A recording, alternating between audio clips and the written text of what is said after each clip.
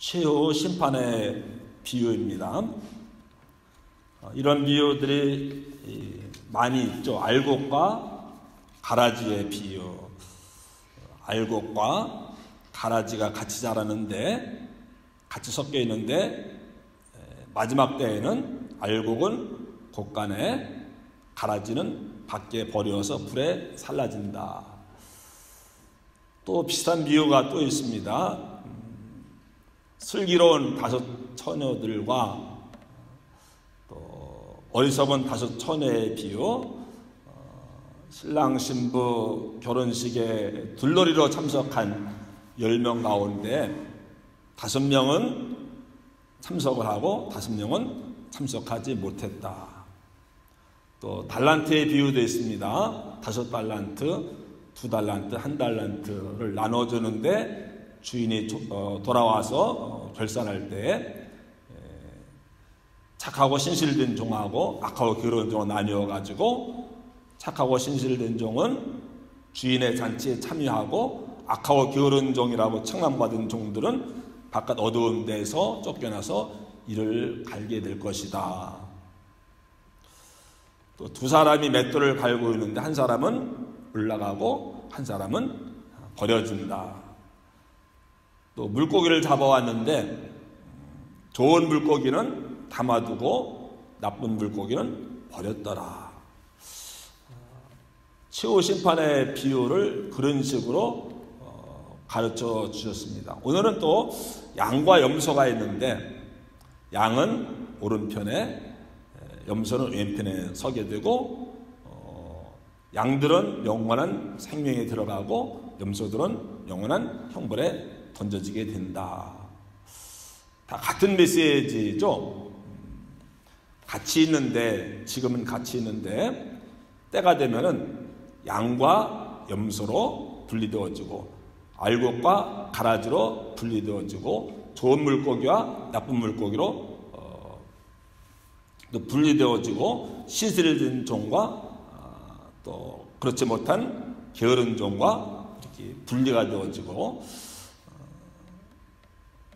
메시지는 하나죠.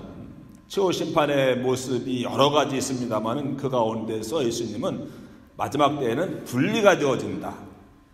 지금은 같이 있지만은 그래, 누가 양인지 누가 염소인지, 누가 신실된 종인지 누가 게으른 종인지, 누가 알곡인지 누가 가라지인지 모른다는 거예요. 같이 있다는 거예요.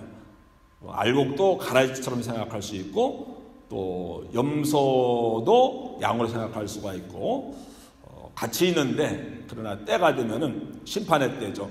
분명하게 분리가 되어지고 영원한 운명이 결정되어지게 된다. 오늘도 이제 그런 맥락에서 이 비유를 우리가 이해를 할 수가 있습니다. 양과 염소가 있는데 양은 오른편에, 또 염소는 왼편에 서게 될 것이다.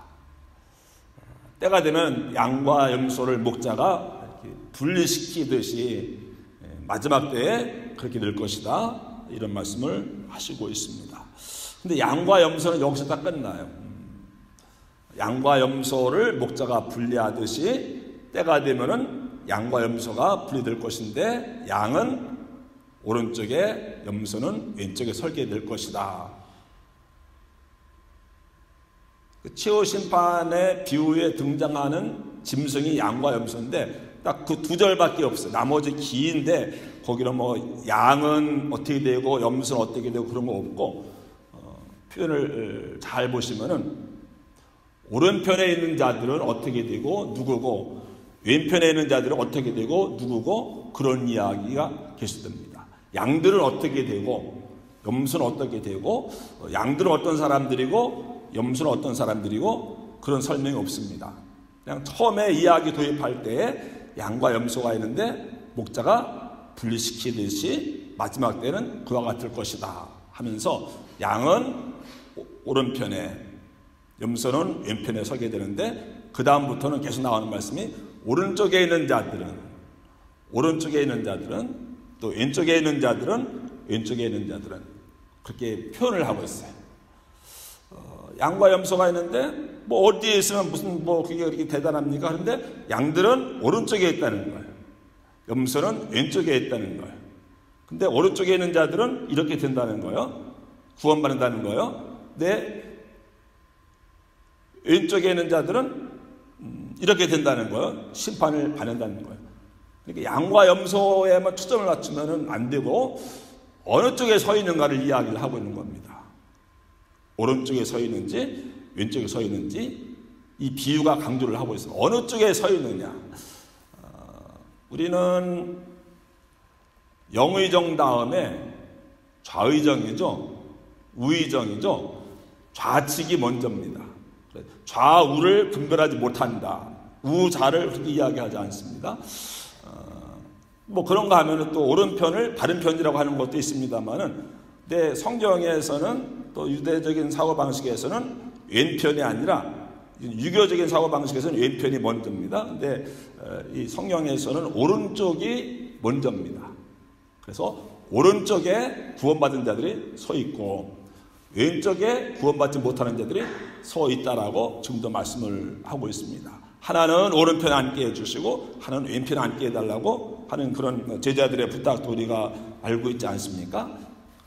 어느 쪽에 서 있느냐, 어느 쪽에 앉아 있느냐, 어느 쪽에 속해 있느냐라고 하는 것이 중요한 거예요. 우리는 자꾸 여기 양, 염소를 가지고 이야기하는데 그 이야기는 알곡과 가라지가 섞여 있듯이 또 물고기 잡으면 그물 안에 좋은 물고기와 나쁜 물고기 다 이렇게 섞여 있지 않습니까? 섞여 있듯이, 근데 마지막 때는 분리하듯이 같은 맥락에서 목자가 양들도 케어를 해주고 염소들도 케어를 해줍니다. 목자는 양들의 목자, 양들만의 목자가 아닙니다. 염소들의 목자이기도 합니다. 여호와는 나의 목자시니 양들만 우리 목자입니다. 그게 아니고 염소들도 마찬가지예요. 염소들의 목자이기도 하고 염소도 그를 자기들의 목자로 생각을 합니다. 우리는 그 유목문화가 아니기 때문에 좀 익숙하지 못할 수도 있는데,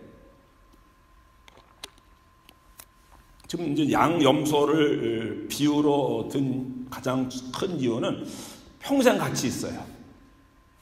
양하고 염소가 양만 이렇게 돌보는 게 아닙니다. 양하고 염소를 같이 키워요. 누구나 그래요. 그거는 이스라엘에 가면은 양만 키우지 않습니다. 염소만 키우지 않습니다. 양 한 3마리, 4마리 정도의 염소 1마리 정도를 같이 그런 비율로 같이 키워요. 그래야 그 목장이 잘 유지가 될 수 있기 때문이죠. 그리고 우리는 이제 오늘 여기 어떤 사람은 양이고 어떤 사람은 염소고 할 때 교회 안에서 교회 안에 양이 있고 염소가 있다.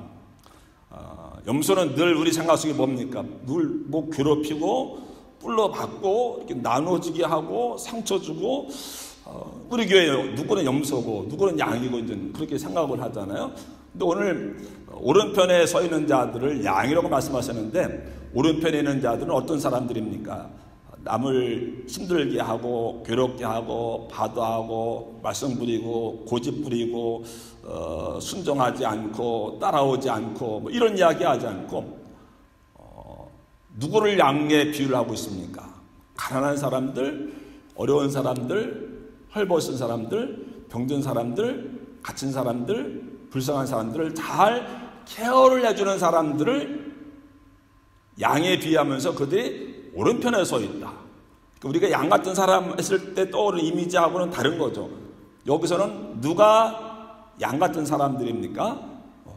어려운 사람들 도와주고 병든 자들 보살펴주고 찾아가주고 기도해주고 힘주고 용기주고 도와주고 붙들어주고 뭐 이런 사람들. 내일 이제 설교하게 되겠습니다만은 구제, 금식, 기도가 있는데 이게 구제, 어떤 선행, 오늘 말씀 잘 보면 최후 심판의 비유인데 이렇게 지옥과 영원한 형벌과 영원한 천국으로 분리하는데, 여기 보면 믿음이나 뭐 순종이나 뭐 이런 우리가 늘 이야기하는 그런 것은 하나도 없죠. 그냥 누구에게 어떻게 했느냐에 따라서 하나님이 치유에 심판하는 것으로 나오고 있지 않습니까? 오늘 비유에서 이제 그걸 강조를 하고 있는 거예요. 물론 믿음으로 순종하고 그래야만 구원받는, 하나님의 자녀가 되고 구원받는 건 당연한데, 근데 이 비유에서는 그런 차원을 떠나서 그들이 어떻게 살아가는가를 하나님이 치유 심판의 기준으로 보신다, 이런 말씀이 나오잖아요. 또 염소들을 어떤 사람의 비유를 하고 있습니까? 우리가 생각하는 그런 염소, 뿌리 달리고 고집 부리고 따라오지 않고 들이받고 힘들게 하고 바드하고, 그런데 예수님은 어떤 사람들을 염소에 비유했습니까? 다른 사람들 돌보지 않고 외면하고 그냥 지나치고 케어하지 않고 도와주지 않고 이런 사람들은 염소에 속한 그래가지고 왼편에 서게 될 것이고 영원한 형벌에 던져지게 될 것이다, 이런 말씀을 하시고 있습니다. 그러면은 나는 지금 이 말씀 실제로 이대로 된다고 한다면은 지금 내가 얼마나 많은 사람들, 아픈 사람들을 케어해주고 필요한 사람들을 찾아가지고 돌봐주고 또 주고 나누어주고 구제하고 선행을 하고, 감옥에 갇혀는 내가 찾아간 사람, 헐벗었는데 내가 지나가 옷 벗어준 사람 얼마나 됩니까? 그렇죠?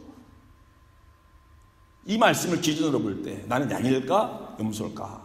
나는 말씀 잘 순종하고 믿음 가운데 있고 목자 말을 따라가고 하니까 늘 양이다. 근데 저 사람은 늘 교회 어렵게 하고 힘들게 하고 들이받고 싸우고, 이거 저 사람 염소야. 근데 오늘 비유를 보면은 좀 다른 측면을 이야기를 하고 있잖아요. 우리가 얼마나 다른 사람들을 돌보고 있는가. 근데 실제로는 양하고 염소의 비유를 했습니다마는 저 사람은 염소, 저 사람은 양. 우리에게 염소가 필요해. 교회에서도 그래 우리가 정신 차리고 기도하고 이제 이런 이미지잖아요. 염소에 대한 이미지가. 근데 염소도 그 목자의 어떤 목자가 있는데 말씀드린 대로 그 목자에게는 양만 있는 것이 아니라 염소가 같이 있어요. 그 목자가 양만 케어해 주는 것이 아니라 염소도 같이 케어해 줘요. 평생 같이 있어요. 같이 살아요. 같이 지내요.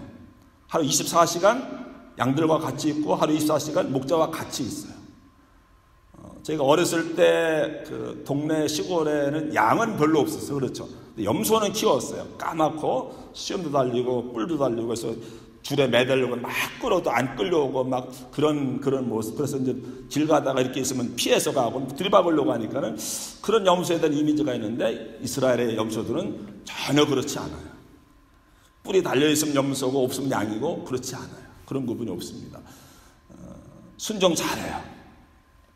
양보다 순종을 더 잘한다고 이야기할 수도 있어요. 그래서 양이 있고 염소가 있으면요, 그들을 다 케어할 수가 없으니까는 리더 양들을 세우는데, 뭐 5마리, 10마리 이렇게 중에 한 마리씩 이렇게 세운다고 할 때 그 리더로 세우는 양들은 거의 다 염소예요. 성경에도 나와요. 순 염소가 앞에 가는 것 같이, 또는 내가 목자들과 순 염소들을 심판하리라. 염소는 리더십이 뛰어나요. 그 염소를 잘 훈련시켜가지고 양들의 리더로 만들어요. 그래, 염소가 가는 곳에 양들이 따라가요. 염소는 가장 목자가 가까이 있어요. 양들이 막 무섭고 막 천둥번개 치고 비 오고 뭐 급할 때에는 다 누구 찾아갈까요? 염소 찾아가요. 양하고 염소는 싸우지 않아요. 페샵에 가서 여러분들이 내가 양을 키우는데 다른 점에서 같이 키우는데 뭘 키우면 좋겠습니까? 그러면 당연히 염소 키우라고 해요. 양들이 자기는 약한데 염소가 더 강하니까는 의지하는 거예요. 리더로 세울 정도로 말 안 듣고 순종하지 않고 딴 길로 가지 않고 고집 부리고 그런 것이 아니라고 하는 거예요. 또 양들은 뭐 어느 한 군데에 있으면은 잘 움직이질 않아요. 끝까지 거기는 뿌리까지 뽑아 먹은 다음에 이렇게 움직이려고 해요. 움직이는 걸 싫어해요.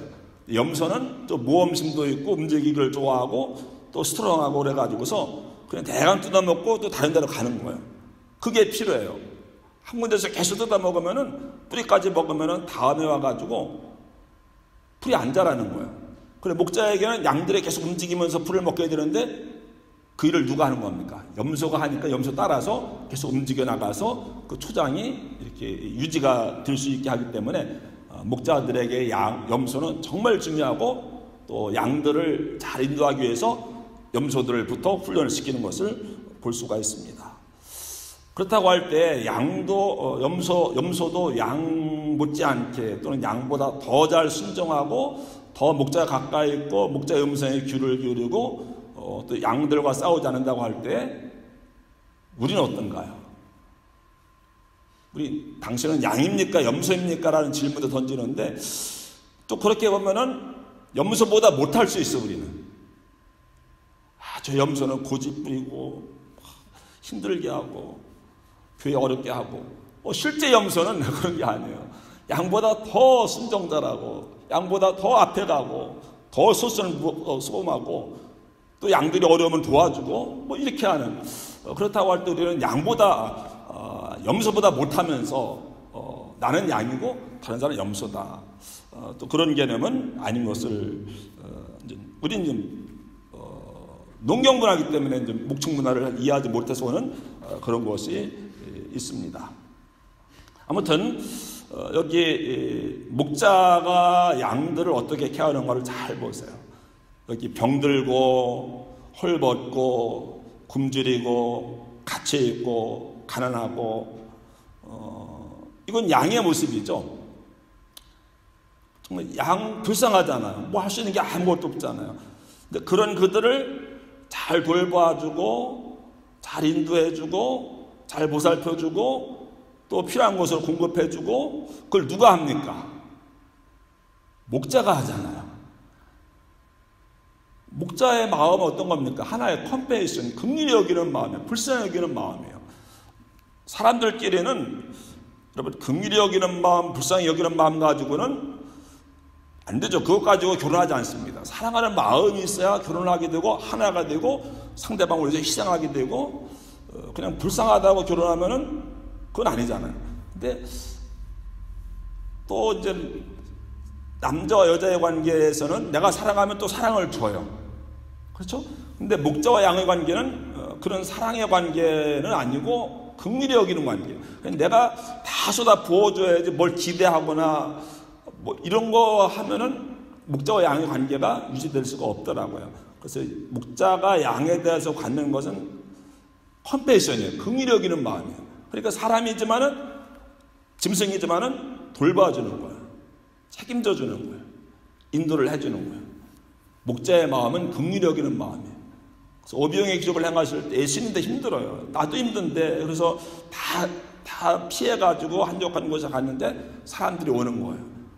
근데 예수님 보실 때 그 사람들이 목자 없는 양처럼 보이는 거예요. 그러니까 그들을 위해서 하루 종일 말씀 전하시고 오병의 기적을 행하시잖아요. 그때에 목자 없는 양을 바라봤을 때 예수님의 심정이 어떤 거였습니까? 컴패션, 긍휼히 여기는 마음. 이 컴패션이라고 하는 것은 성경에서는 애간장 끓는다, 뭐 그런 단장의 미아리고 장이 끊어지는 거예요. 그런 아픔을 느끼는 거예요. 그리고 여기 있는 이 양들은 헐벗고 굶주리고 갇히고 병들고 이거는 길 잃어버린 양들이에요. 그렇죠? 근데 예수님에게는 우리가 그렇게 보였던 거예요. 목자로 오셔서 그들을 돌봐주는 거예요. 목자이신 예수님이 양들인 우리를 이렇게 돌봐준 겁니다.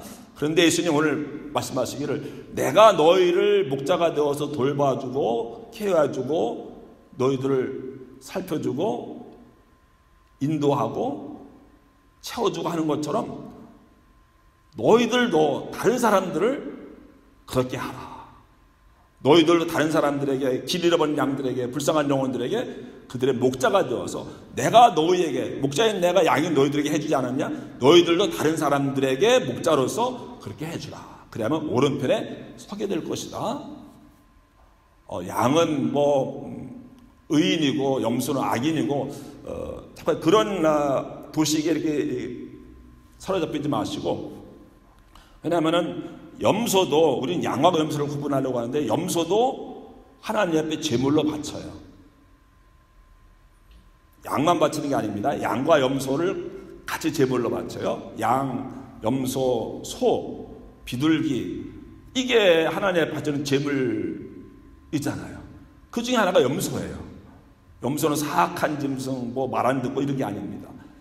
이번 주 수요일에 욤 키푸르라고 되어 있고, 달력에 가보면 빨간 글씨 욤 키푸르. 우리가 대속죄일 그러죠. 대속죄일. 성경에는 속죄로 나와요. 속죄일. 1년에 한 번 대제사장이 지성소에 들어가서 피를 바치고, 그리고 한 마리는 또 광야로 데려가서 광야에서 떨어뜨려서 대신 죽음을 당하게 하고, 그 양에게 안수를 합니다. 대제사장이. 그리고 지난 1년 동안에 모든 이스라엘 민족들의 모든 죄를 그 양에게 전갈시키는 거죠. 내가 우리의 죄를 짊어지고 가서 광야에 가서 죽어라. 광야로 가서 그 절벽이 있는데, 몬타르라고 하는 산에 있는데 거기에 뾰족뾰족한 바위들이 많이 있습니다. 거기 가서 제사장이 그걸 밀어버리는 거예요. 그럼 떨어지면서 얼마나 피투성해야 되겠습니까? 떨어지면 죽는 거예요. 그게 그 대속죄일에 하나님에 바쳐지는 엘사살, 아사셀 양이잖아요.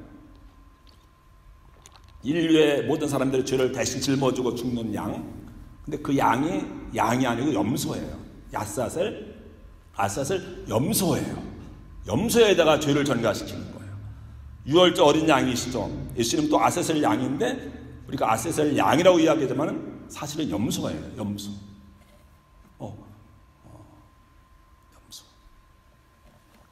그래서 양과 염소, 우리는 염소보다 못할 수도 있겠다.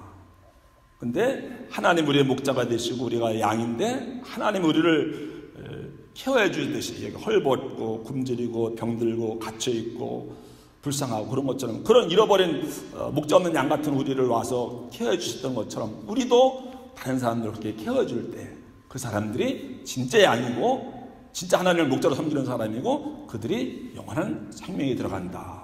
이런 말씀을 하시고 있잖아요. 오늘 기도하시면서 내가 양인가 염소인가? 내가 염소보다 못하진 않은가? 하나님의 은혜를 이렇게 우리가 받았는데 나는 다른 사람들에게 얼마나 그 은혜를 나눠주고 다른 사람들의 목자의 역할을 얼마나 잘 감당하고 있는가? 믿음이 있어야 당연히 구원받고 순종해야 구원받고 하나님의 자녀가 되어 구원받는 건 이건 당연한 거고 기본이고, 오늘 여기서 말씀하시는 강조하고 있는 것은 무엇입니까? 실제로 주변에 있는 약한 사람들, 어려운 사람들, 소외당한 사람들, 그들을 위해서 우리가 무엇을 하고 있는가를 하나님은 보신다고 하는 사실입니다.